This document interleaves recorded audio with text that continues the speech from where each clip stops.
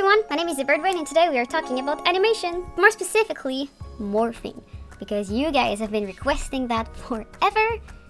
So there you go, Merry Christmas or whatever, you're gonna get your morphing tutorial. So morphing is an old feature of Harmony. I don't know when it came out, but it's pretty old. And basically, according to the legends, you can use it to like in between your drawing, but like an owl. Like apparently morphing can in between that owl to that owl. I do not possess such powers. I have no idea how you can do that. Probably dark magic. I don't know dark magics. So if you want a complete in-depth tutorial of how to use the morphing tool to create crazy that's not what we're gonna do today. Today I'm gonna teach you how I use the morphing tool as a mere mortal. So when I use the morphing tool, I use it for some things that are more easy, such as effects. So if I had this ball here and I wanted to go from there to there, that is something you could morph, okay? And even in the documentation, they tell you.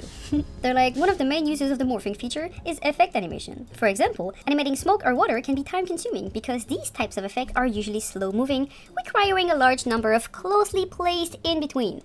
The morphing feature is used to animate similar and simple shapes such as hair or smoke. It helps you by saving time when you are working on a tedious in-betweening or tracing task. Oh, I forgot a dot. This in turn provides you with more time to spend on complex animations like backflips and walks and runs and stuff, okay? So, is the morphing tool there to in between your full body animation? No. As I said, legend says that some people possess this power. I don't, so I'm sorry. But it is very, very cool to use it to save time on some boring, repetitive FX cleanup. So that's what we're gonna see today. So if I have this ball here, I drew it, and then I have a similar shape on the second drawing, like this. If I take my two drawings and I spread them apart like this, so I have the first drawing showing up for like 9 frames, and then on frame 10, I have the second drawing. What you can do is just click on the first drawing, right click, go to morphing, create morphing. The shortcut is Alt-M, by the way. And then this will create these kind of arrow designs that goes from one drawing to the other. And if I scroll, you're gonna see here, my ball is going to go from one shape to the other. Okay, so that was pretty easy. That was like a ball drawing, so it was pretty easy. I'm gonna show you later how to do something a bit more complex, but you know, we have our starting point, so that's pretty cool. If you were animating like an explosion or something, that is a lot of in-betweens that you don't need to do. But now if I make it play, we're gonna see that the timing is kind of boring. So how do we change the timing? It's pretty easy. Go into your toolbar, you find the morphing tool. Apparently the shortcut is F3, interesting. And you go to your tool properties, and then you're gonna see the properties of the morphing tool. There is a lot to take in. I'm not gonna teach you everything about it because like I said, I'm not a master of these dark arts. But I know the basics, okay? I know how to change the interpolation of my morph. So for now, it is set to linear. My ease in, ease out are 0. As I can see here, it is a straight line. So that's why my timing is boring. You can change it by going into ease in and ease out. And I'll add maybe 1 of ease in. And then this will create this curve. And then my timing will be much more dynamic. So it's gonna start slow and then bam, go fast. If you had a more complex shape, you could use hints, like contour hints. And the software could kind of morph it better. So I'm gonna show you that a little bit. I'm gonna create a new layer.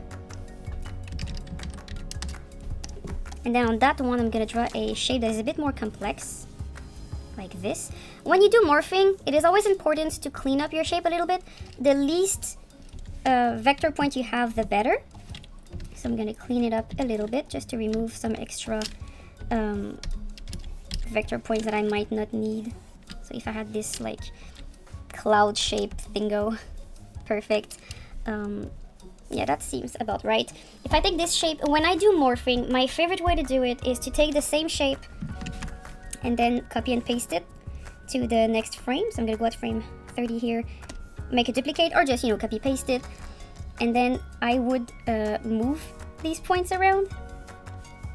That is my preferred way to do it because then I know that what I had before is still there. So like I'm not creating new points, I'm not creating anything too complex. And this is usually my favorite way to just learn how the tool works.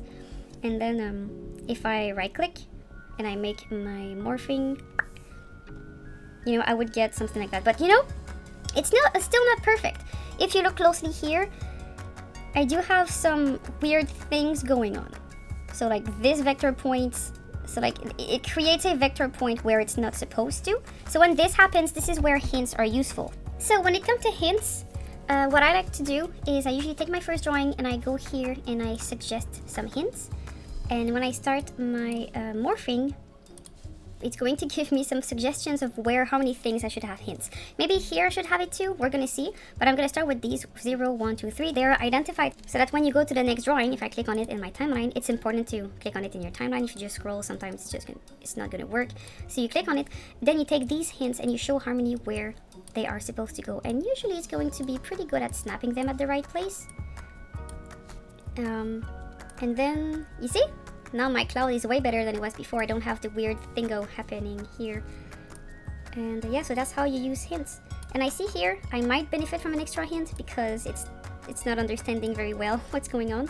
So if I want to add an extra hint, I just click on my drawing in my timeline. Sometimes it's a bit finicky. You might need to change tool and come back and then re-click on your drawing, like for it to come. Like I said, the morphing tool is a bit old, it's a bit clunky sometimes. And if you want to add an extra hint, you can just go here, click on, make sure you're on contour hint, and if you click, it's going to just give you a hint. And then I can go here at my next drawing, and you know, like I said, it's a bit clunky. I might need to leave and then come back to the tool, and sometimes I need to click a few times in my timeline to see it. I don't know why, go figure. And then I'm gonna place my hint here, and there you go, problem solved. So this is very, very useful to create your animation. Once you're done and you're satisfied with your timing and whatnot, you just have to right click, you go to morphing, and you go to convert morphing to drawings. You enter the base name of the drawings. This is so that in your X sheet it's going to be called like A/1, 2, 3, 4 and whatever. So I'm just gonna call it S for smoke underscore, and then boop, I'm gonna have my drawings. And you see here they're called S1 and then 2, 3, 4, 5, etc. up to the next drawing. And if I go to my drawing substitution view, we see that they're all different drawings.